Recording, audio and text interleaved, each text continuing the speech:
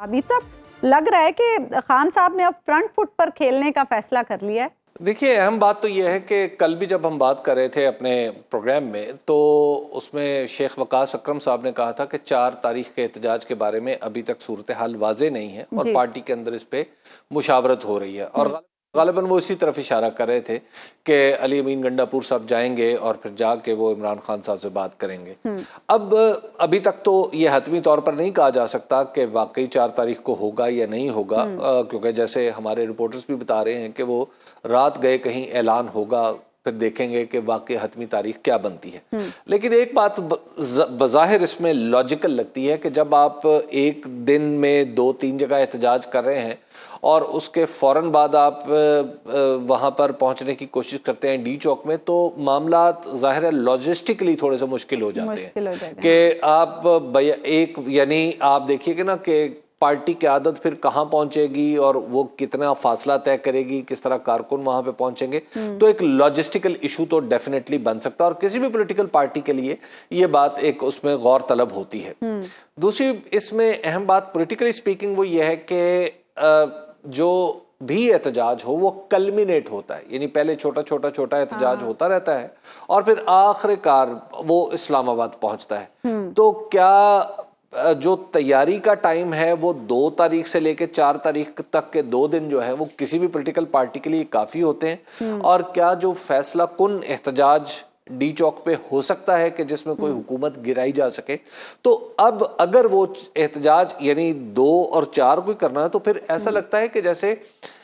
इमरान खान साहब के जहन में ये बात नहीं है कि 4 तारीख को हुकूमत गिरानी है। क्योंकि हुकूमत गिराने का जो एहतजाज है वो फिर किसी और तरीके से होता, वो फिर कराची से भी लोग आते, फिर मुख्तलिफ जगह कॉल दी जाती, सब कुछ होता। फिर लोग आते तो अब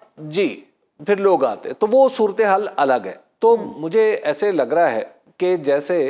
क्योंकि पाकिस्तान के अंदर बहुत सारे डिप्लोमेटिक इवेंट्स अगले चंद दिन में होने वाले हैं, तो उन डिप्लोमेटिक इवेंट्स के जरिए शायद पाकिस्तान तहरीक इंसाफ ये पैगाम देना चाहती है कि जो बड़े स्टेक होल्डर के तौर पे इमरान खान साहब जेल में हैं और उनकी पार्टी भी सड़कों पर मौजूद है, तो लिहाजा ये जो मैसेजिंग है ये ना सिर्फ नेशनल है बल्कि शायद किसी ना किसी दर्जे में इसका जो इम्पैक्ट है वो इंटरनेशनल भी होगा। तो इसमें इस दबाव में आके ला के यानी अगर 4 तारीख को एहतजाज करते हैं, चाहे वो अलामती सा एहतजाज ही क्यों ना हो, तो उसका एक असर तो बहुत ज्यादा होगा कि पाकिस्तान के अंदर जो आने वाले डेलीगेट्स हैं उन्हें ये पता चलेगा कि पाकिस्तान के अंदर सब अच्छा नहीं है। और हबीब साहब, आप क्या समझते हैं, क्या ऐसा हो सकता है कि ये एहतजाज मौखर कराने के लिए भी खान साहब से राब्ता करने की कोशिश की जाए, जैसे कि 22 अगस्त का जलसा मौखर कराया गया था?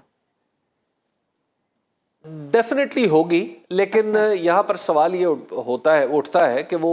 राबता कौन करेगा और क्या फरीकैन के बाबैन ये तमाम चीजें इस तरह की हैं इकट्ठी, यानी फरीकैन में ये बाहमी एतमाद मौजूद है कि एक दूसरे की बात पर भरोसा कर सके। क्योंकि इमरान खान साहब को ये शिकवा है कि उन्होंने भरोसा किया लेकिन उनके भरोसे को ठेस लगी। अच्छा, अब क्या ये भी मुमकिन है कि दूसरी तरफ से भी यही शिकवा हो? तो पहले तो ये है कि मिलजुल के कुछ बात तय करने की कोशिश की जाए ताकि ये जो 4 तारीख का एहतजाज है इसको टाला जा सके। लेकिन क्योंकि जो मैसेज है वो 2 तारीख को भी बड़ा एविडेंट है, यानी 2 तारीख को जब 3 शहरों में एहतजाज हो रहे होंगे तो मैसेज तो उससे भी पहुंच जाएगा। लेकिन इस्लामाबाद में जब आप दबाव डालेंगे तो जाहिर है इसकी कुछ बात और होगी। तो अब ये देखना है कि इमरान खान साहब जो है इमरान खान साहब की जो मूव है वो उसके असरात क्या आते हैं, उसके लिए देखिए ये पॉलिटिक्स है, ये गिव एंड टेक का नाम है। इमरान खान साहब ने गिव तो बहुत कुछ कर लिया है,